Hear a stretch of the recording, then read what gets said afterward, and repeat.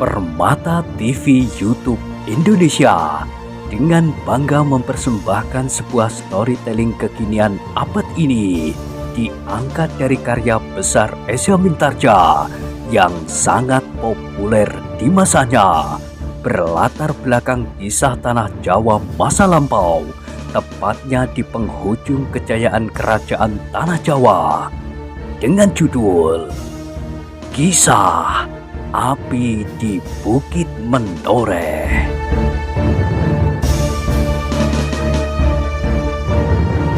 Pada kesempatan yang sangat baik ini, kita masuk pada episode yang ke-194. Selamat menikmati.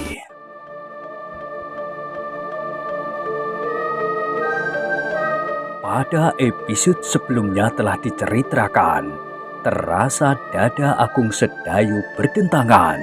Ia menyadari bahwa kakaknya kini benar-benar tidak dapat menerima hubungan yang terjadi antara dirinya dengan Sekar Mirah. Alasan-alasan yang semula hanya sekedar dikemukakan untuk melerai keadaan yang kurang baik antara dirinya dan Wuranto, ternyata kemudian telah diyakini kebenarannya oleh kakaknya itu. Agaknya ia dapat menerima pendapat Kitanumetir tidak sebulat hatinya, tetapi ia tidak dapat membantah. Perlahan-lahan ia menjawab, "Baiklah kakang, aku akan minta pertimbangan Kitanumetir. Kau beritahukan saja keputusan ini kepada Kitanumetir." Agung Sedayu menarik nafas dalam-dalam. Jawabnya, "Baik kakang." Agung Sedayu pun kemudian kembali ke rumahnya untuk menjemput Swandaru, Sekar Mirah dan Kitanumetir. Ternyata gadis itu hampir-hampir tidak sabar menunggunya. "Kenapa kita masih harus singgah di Kademangan?" bertanya Sekar Mirah. "Kita minta diri kepada Kakang Untara," jawab Agung Sedayu. Sekar Mirah tidak menjawab, tetapi alisnya menjadi berkerut. Hal itu bagi Sekar Mirah hanya akan membuang waktu saja. "Kakang Untara akan menyediakan pengawalan," berkata Agung Sedayu pula. Kitanumetir berpaling kepadanya. "Apakah pengawalan itu perlu sekali?" desisnya. "Menurut Kakang Untara, hal itu perlu dilakukan karena Kakang Untara masih mempertimbangkan kemungkinan bahwa ada orang-orang Jipang dan Tambakwedi yang masih berkeliaran dan bergabung dengan Ki Tambakwedi." Kitanumetir menarik nafas dalam-dalam. Katanya, "Baiklah, kita akan berterima kasih."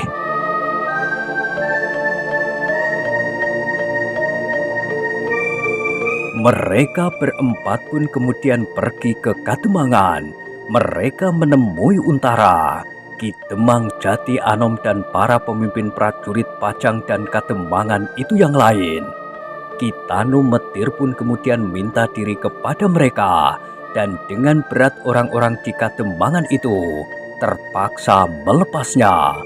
Mereka menyadari bahwa orang tua yang selalu tersenyum-senyum itu adalah satu-satunya orang di antara mereka yang hanya seorang diri dapat mengimbangi Ki Tambakwedi. Tetapi kesan kepergian Swandaru, Sekar Mirah dan Agung Sedayu hampir tidak menyentuh perasaan mereka. Hal yang demikian adalah hal yang wajar dan tidak menumbuhkan banyak persoalan di antara mereka. Namun ada di antara mereka orang-orang yang berada di Kademangan itu merasa hatinya seolah-olah terpecah belah. Meskipun ia tidak mengucapkan sepatah kata pun, namun tampak pada bintik-bintik keringat di keningnya bahwa ia sedang menahan hati. Bahkan sebelum pertemuan itu selesai, sebelum Kitanumetir yang minta diri itu meninggalkan ruangan, maka anak muda itu, Wuranto, telah berdiri dan melangkah keluar lewat tangga samping. Melihat kepergian Wuranto itu, Agung Sedayu mengerutkan keningnya. Terasa sesuatu bergerak di dalam dadanya. Debar jantungnya menjadi bertambah cepat. Tetapi ia tidak berbuat sesuatu.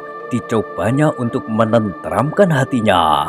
Meskipun demikian terasa keringatnya menjadi semakin deras membasahi bajunya. Kitano Metir ternyata tertarik juga melihat sikap Wuranto.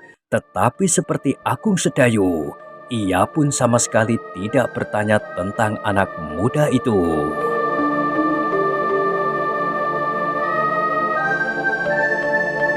Ketika Kitano Metir, Swandaru dan Sekar Mirah sudah selesai dengan kata-katanya, minta diri kepada setiap orang di ruangan itu.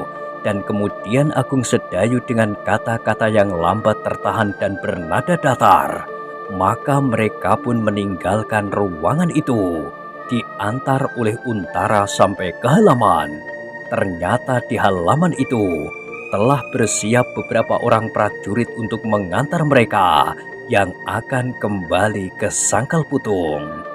Sejenak kemudian maka rombongan itu pun berangkat dengan ucapan selamat jalan dari Untara dan para pemimpin yang lain. Meskipun Sekar Mirah tidak biasa berkuda, namun kali ini ia memberanikan diri naik seekor kuda yang paling jinak. Di sampingnya kakaknya Swandaru menjaganya agar ia tidak menjadi cemas apabila kudanya berjalan terlampau cepat. Dalam waktu yang dekat, aku pun akan pergi ke Sangkal Putung, berkata Untara. Kami menunggu kalian, Ger, sahut Kitano Metir. Aku ingin bertemu dengan Paman Widura, tetapi sebelum itu, sampaikan salamku dalam jabatanku kepada Paman Widura. Paman harus tetap berhati-hati menghadapi keadaan yang tampaknya sudah menjadi bertambah baik, dan sampaikan baktiku sebagai kemenakannya kepada Paman, berkata Untara kepada Agung Sedayu. Baik Kakang, jawab Agung Sedayu. Jaga dirimu baik-baik, berkata Untara. Hari depanmu masih sangat panjang. Kalau kau sia-siakan hari-harimu kini, maka kau pasti akan menyesal di hari tuamu. Baik Kakang, sahut Agung Sedayu pula. Aku akan selalu mengawasimu. Agung Sedayu menganggukkan kepalanya.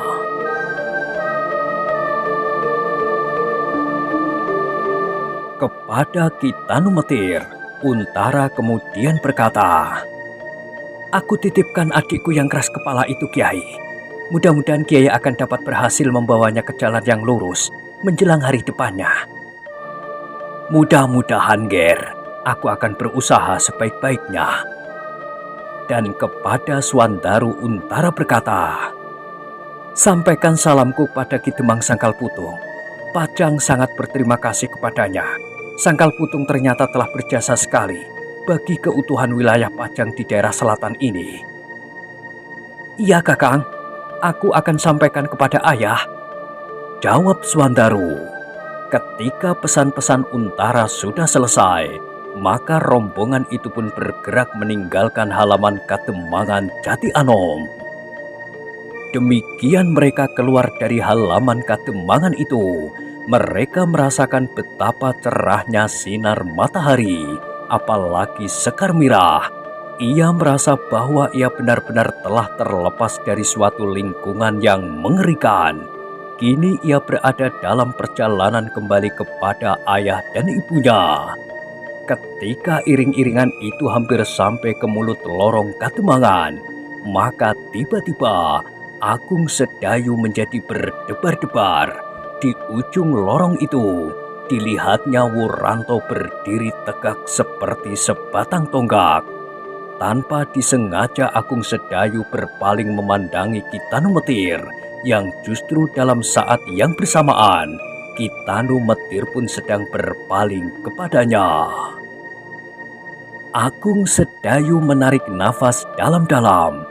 Sorot matanya seolah-olah minta pertimbangan kepada gurunya apa yang harus dilakukannya. Tetapi ia tidak menangkap kesan apapun pada wajah orang tua itu.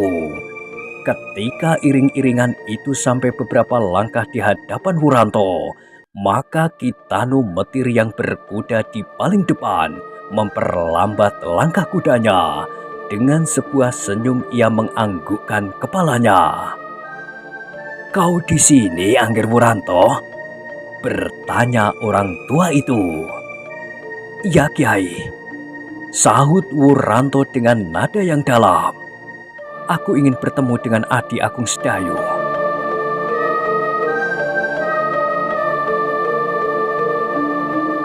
Kitanu Metir mengerutkan keningnya ketika ia memandangi wajah Agung Sedayu. Anak muda itu sedang memandangnya pula. Agung Sedayu melihat gurunya itu mengangguk kecil. Karena itu, maka didorongnya kudanya beberapa langkah maju mendekati Wuranto. "Maaf Kiai," berkata Wuranto. "Aku hanya ingin bertemu dengan Agung Sedayu." Sekali lagi Kitanu Metir mengerutkan keningnya, tetapi sekali lagi ia mengangguk kecil. Tetapi tampak jelas di wajahnya pertanyaan yang membersih dari dadanya. Agung Sedayu menangkap percikan isyarat supaya ia berhati-hati. "Baiklah," berkata orang tua itu kemudian. "Kami akan berjalan mendahului." Swandaru menjadi agak ragu-ragu karenanya. Maka katanya, "Apakah aku akan menemani Kakang Agung Sedayu di sini, Kiai?" Kiai Gringsing menggeleng. "Tinggalkan ia sendiri." Dengan bimbang, akhirnya Swandaru pun berlalu. Namun ia masih sempat mengucapkan selamat tinggal kepada Wuranto dan pernyataan terima kasih. Hampir-hampir Wuranto tidak dapat menjawab ketika Sekar Mirah pun kemudian mengucapkan pernyataan terima kasihnya pula kepadanya. "Aku mengharap suatu ketika kau akan dapat berkunjung ke Sangkal Putung, Kakang Wuranto," berkata Sekar Mirah yang sudah menemukan kegembiraannya kembali setelah ia mulai dengan perjalanan pulang itu. "Ya, ya." Wuranto menjadi tergagap. "Aku akan datang. Tetapi tidak dengan alap-alap Jolotundo," sambung Sekar Mirah tanpa prasangka apapun. Wajah Wuranto tiba-tiba menjadi merah, tetapi hanya sejenak. Dengan sekuat tenaganya ia mencoba menguasai perasaannya yang mudah sekali tersentuh. Dipaksakannya bibirnya bergerak dan menjawab, "Mudah-mudahan aku tidak akan bertemu lagi dengan anak itu." "Bagaimana kalau hantu jadi-jadiannya mendatangimu?" Sekar Mirah mencoba bergurau. Namun Wuranto tidak segera dapat menanggapinya. Bahkan terasa dadanya menjadi semakin pedih. Betapa sulitnya. Ia pun menjawab, "Mudah-mudahan tidak." "Nah," berkata Sekar Mirah kemudian, "aku minta diri, Kakang. Aku berterima kasih sekali kepadamu, Kakang Wuranto. Maaf bahwa aku pernah menyangka kau benar-benar seorang sahabat yang baik dari alap-alap Jolotundo. Datanglah ke Kademangan Sangkal Putung. Aku akan memperkenalkan kau kepada ayah." Wuranto mengangguk kaku, tetapi kening Agung Sedayu menjadi berkerut. "Terima kasih. Mudah-mudahan aku dapat memenuhinya," sahut Wuranto sendat. Dalam pada itu Kiai Gringsing, seorang yang telah berusia cukup untuk melihat gelagat wajah seseorang, segera berkata, "Marilah, mumpung masih pagi." Iring-iringan itu pun kemudian bergerak pula. Hanya Agung Sedayu sajalah yang kemudian tinggal bersama Wuranto. Ketika iring-iringan itu menjadi semakin jauh, maka Agung Sedayu pun segera meloncat turun. Meskipun ia tampaknya bersikap wajar, namun ia berada dalam kesiagaan penuh. Ia tidak akan dapat ditipu. Dengan gerak jasmania seandainya Wuranto ingin berbuat sesuatu karena jarak ilmu mereka terlampau jauh. Tetapi Agung Sedayu harus tetap berwaspada seandainya Wuranto mempunyai cara-cara yang lain. Sejenak mereka saling berdiam diri, namun tampak betapa wajah-wajah mereka menjadi tegang. Baru sesaat kemudian, setelah menelan ludahnya beberapa kali, Wuranto baru berhasil berkata kepada Agung Sedayu, "Agung Sedayu, aku menemuimu hanya untuk minta maaf. Mudah-mudahan kau melupakannya." Masih banyak sekali kata-kata yang tersimpan di dalam hatinya. Masih bertumpuk-tumpuk kalimat-kalimat yang ingin diucapkannya. Tetapi tiba-tiba mulut Wuranto seolah-olah tersumbat terlampau rapat. Meskipun bibirnya bergerak-gerak, namun tidak sepatah kata pun yang dapat dilontarkannya. Dada Agung Sedayu berdesir. Kalimat itu terlampau pendek, tetapi langsung menyentuh perasaan anak muda itu. Meskipun ia tidak mendengar kata-kata lebih banyak lagi yang diucapkan oleh Wuranto, namun dari sorot matanya, ia dapat membaca apa saja yang tersirat di dalam hatinya. Sejenak Agung Sedayu pun terdiam. Ia tidak segera menemukan kata-kata untuk menjawabnya. Sehingga seperti juga Wuranto, maka Agung Sedayu pun sulit untuk mengucapkan kalimat-kalimat yang seakan-akan berdesakan di dalam dadanya. Akhirnya terpatah-patah ia menjawab, "Marilah kita lupakan, Kakang." Hanya itulah yang dapat diucapkan oleh Agung Sedayu. Namun meskipun demikian, meskipun tidak banyak kalimat-kalimat yang mereka ucapkan, tetapi di dalam tekanan kata-kata mereka, seakan-akan telah tercurah seluruh perasaan mereka.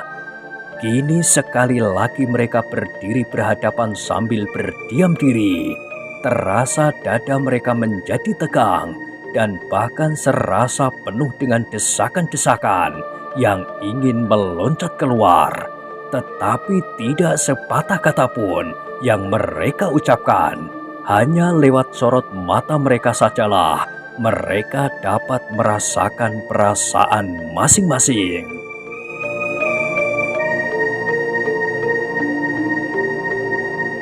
Baru sejenak kemudian, terloncat kata-kata dari mulut Wuranto untuk melepaskan ketegangan di dadanya. "Selamat jalan, Agung Sedayu. Mudah-mudahan kita masing-masing mendapat perlindungan dari Tuhan." "Terima kasih, Kakang." Suara Agung Sedayu terlampau dalam. Perlahan-lahan, Agung Sedayu melangkah ke kudanya. Perlahan-lahan pula ia meloncat ke punggungnya. Sekali lagi ia berkata, "Terima kasih, Kakang. Aku akan meneruskan perjalanan." Wuranto tidak menjawab, tetapi kepalanya terangguk perlahan-lahan. Sejenak kemudian kuda Agung Sedayu itu pun bergerak perlahan-lahan, tetapi semakin lama semakin cepat. Kemudian dengan sebuah sentuhan pada perut kuda itu, maka kuda itu pun meloncat dengan cepatnya menyusul iring-iringan yang sudah agak jauh di hadapan mereka. Tetapi bagi Agung Sedayu, bukan iringan-iringan itulah yang telah memaksanya untuk berpacu. Ia ingin secepatnya menjauhi Jati Anom, tempat ia dilahirkan, tetapi yang memberinya persoalan yang cukup berat dalam usianya yang masih terlampau muda.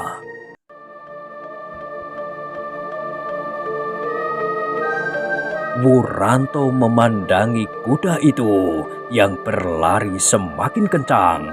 Matanya hampir tidak berkedip meskipun terasa pedih karena debu yang putih yang dilemparkan dari kaki-kaki kuda yang dinaiki oleh Agung Sedayu.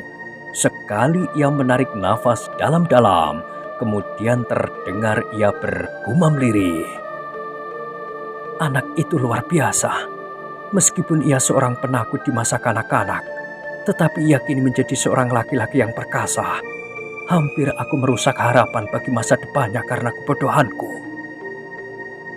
Wuranto mengangguk-anggukkan kepalanya, tetapi terasa dadanya berdesir. Ia belum dapat melupakan wajah Sekar Mirah yang segar, apalagi senyumnya yang seolah-olah langsung menyentuh hatinya. Tetapi kini ia sudah dapat mengimbangi perasaannya itu dengan nalarnya. Sementara itu iring-iringan itu berjalan dengan kecepatan sedang meluncur mendekati Sangkal Putung. Sekali-sekali Kitanu Metir, Swandaru dan Sekar Mirah berpaling untuk melihat apakah Agung Sedayu sudah menyusul mereka. Ternyata ada kekhawatiran juga di hati mereka tentang Agung Sedayu, terutama Kitanu Metir. Orang tua itu tidak mencemaskan nasib Agung Sedayu sendiri, tetapi justru apabila Agung Sedayu terdorong oleh perasaannya berbuat hal-hal yang tidak menguntungkannya.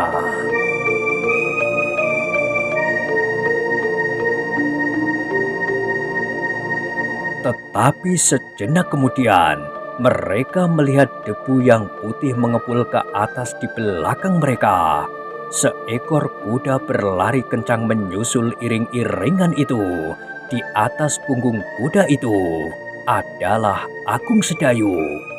Ketika Agung Sedayu menjadi semakin dekat dan kemudian telah berada di antara mereka, maka dengan serta-merta Swandaru bertanya, "Apakah yang dikatakannya, Kakang?" Agung Sedayu menjadi bingung. Sesaat ia tidak dapat menjawab pertanyaan itu, bahkan seperti seorang anak-anak yang ingin mendapat pertolongan dipandanginya gurunya. "Apakah Angger Wuranto mengucapkan selamat jalan kepada anak mas?" bertanya Kitanu Metir itu kemudian. "Ya Kiai," sahut Agung Sedayu asal saja menjawab. "Iya, aku sudah menyangka," berkata Kitanu Metir. "Ia pasti merasa kehilangan seorang kawan yang dapat mengerti tentang dirinya.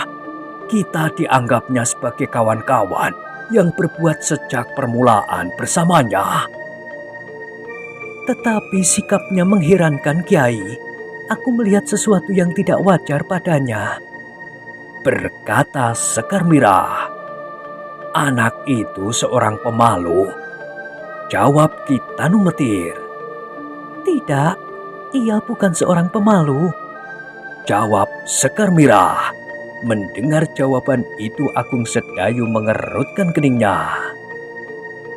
"Dari mana kau tahu, Mirah?" Agung Sedayu bertanya, dan Sekar Mirah menjawab, "Di Padepokan Tambakwedi, ia bersikap bukan sebagai seorang pemalu. Wurantolah yang pertama-tama menegurku sebelum alap-alap Jolotundo. Meskipun ia orang baru di Padepokan itu, ia menjadi penghubung yang baik antara aku dan alap-alap Jolotundo yang hampir saja menerkam aku apabila si Janti tidak segera datang." Mereka yang mendengar kata-kata Sekar Mirah itu mengangguk-anggukkan kepala mereka. Mereka telah mendengar pula dari Wuranto, dan soal itu pula lah yang telah membakar Padepokan Tambakwedi menjadi karang abang. Bentrokan antara orang-orang Jipang dan Tambakwedi yang tidak dapat dihindarkan lagi. Sejenak kemudian mereka menjadi saling berdiam diri. Mereka terbenam di dalam angan-angan masing-masing. Sekali-sekali Sekar Mirah mengerutkan lehernya apabila diingatnya apa yang telah terjadi di Padepokan Tambakwedi. Seandainya alap-alap Jolotundo tidak dapat dicegah lagi, maka ia kini tidak lagi dapat berkuda bersama-sama dengan Swandaru dan Agung Sedayu. Mungkin ia telah membunuh dirinya dan tubuhnya telah hancur menjadi debu. Tiba-tiba Sekar Merah itu menundukkan kepalanya. Kebesaran Yang Maha Kasih telah menyelamatkannya dengan cara yang hampir tidak dapat dimengertinya. Tetapi dalam pada itu, terbersit pula pikiran di kepalanya. Seandainya aku tidak selemah ini. Sekar Merah menarik nafas dalam-dalam. Ia bertanya pula di dalam hatinya. Apakah aku hanya dapat menjadi tanggungan orang lain sepanjang hidupku?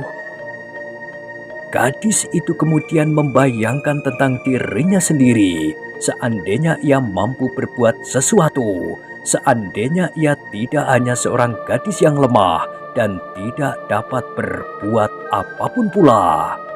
Terbayanglah di dalam ingatannya cerita-cerita tentang masa-masa lampau, dongeng-dongeng yang pernah didengarnya tentang beberapa orang putri. Di dalam cerita wayang yang terkenal, pernah juga didengarnya tentang seorang Sri Kandi dan Larasati. Keduanya adalah putri-putri prajurit yang pilih tanding. Bahkan di dalam perang besar Baratayuda, Sri Kandi pernah menjadi senopati perang. Dan dalam masa jabatannya itulah, senopati besar Astina yang dikagumi terbunuh.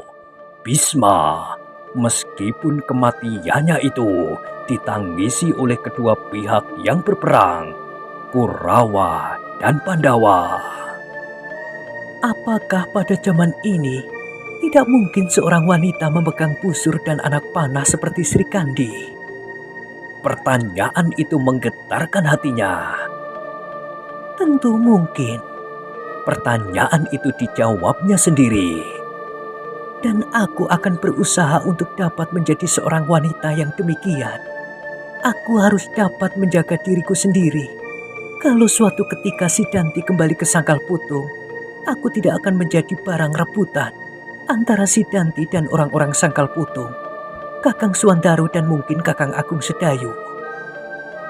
Sekar Merah itu menengadahkan kepalanya, seolah-olah ia sudah mendapat keputusan untuk memulai dengan langkahnya, menjadi seorang gadis yang mampu menjaga diri sendiri.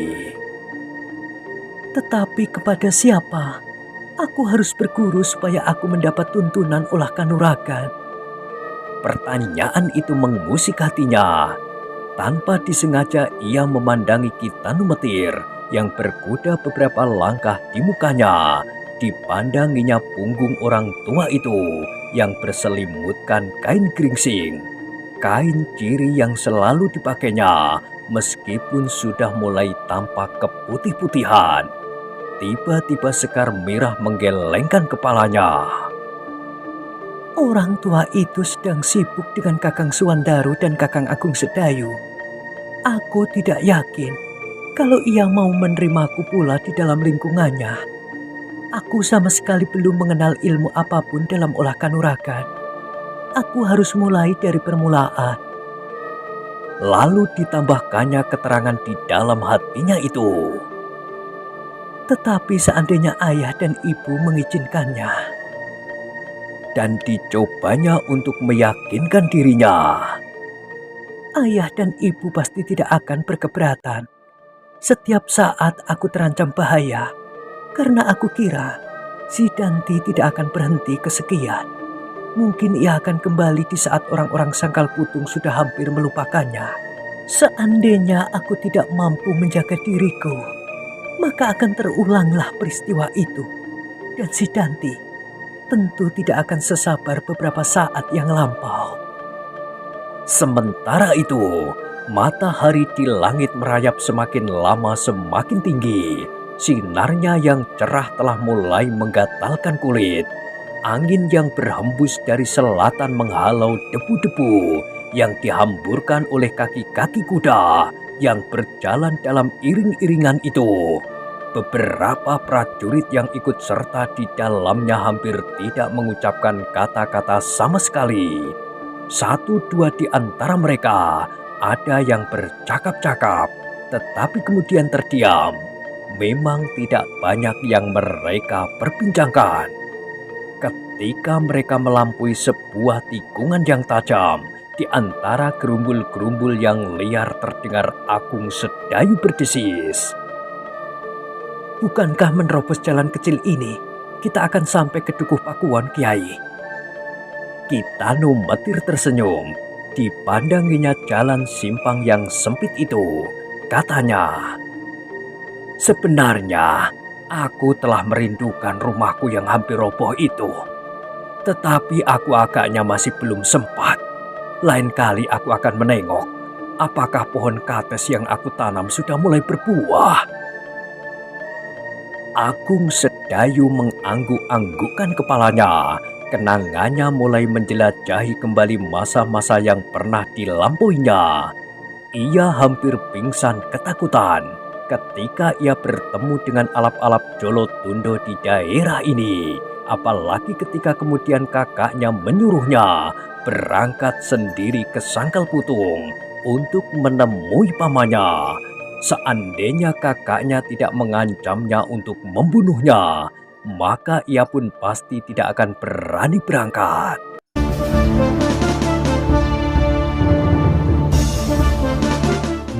Nah, bagaimanakah kisah selanjutnya? Silahkan ikuti terus kisah Api di Bukit Menoreh pada episode berikutnya.